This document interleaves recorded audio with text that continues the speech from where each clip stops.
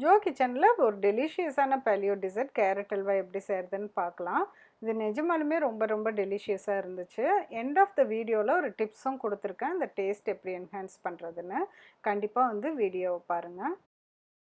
இதுக்கு ஒரு 1.5 கப்பு துருவன கேரட்டும் 1/4 கப் மில்க்கும் போட்டு ஒரு மிக்சியில் போட்டு நான் குறைன்னு அரைச்சி எடுத்து வச்சுக்கிட்டேன். அதுக்கப்புறம் ஒரு பேனில் 1.5 டேபிள் ஸ்பூன் நெய் விட்டுக்கலாம்.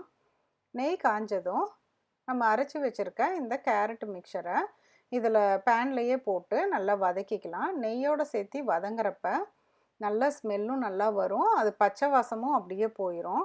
கொஞ்சம் லோ டு மீடியம் ஃப்ளேம், வேணும்னா இன்னும் கொஞ்சம் கம்மி பண்ணிவிட்டு நம்ம நல்லா வந்து வதக்கிக்கலாம்.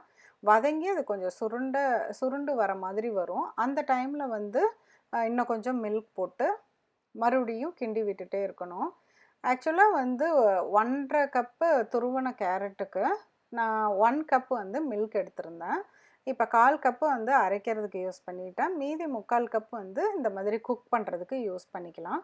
கொஞ்சம் கொஞ்சமாக விட்டு கிண்டிகிட்டே இருக்கலாம், இல்லாட்டி மொத்தமாக ஊற்றியும் கிண்டிக்கலாம், ஒன்றும் ப்ராப்ளம் இல்லை. இப்போ நல்லா வந்து கிண்டி ஒரு கிட்டத்தட்ட கொஞ்சம் அந்த அல்வா பதத்துக்கு வந்துடும். வாசனையும் ரொம்ப ரொம்ப சூப்பராக வருது.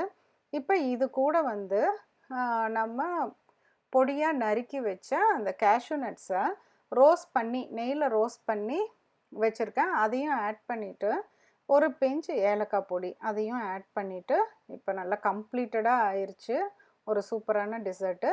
இதோட டேஸ்ட்டை என்ஹான்ஸ் பண்ணுறதுக்கு ஒரு டிப்ஸ் சொல்கிறேன்.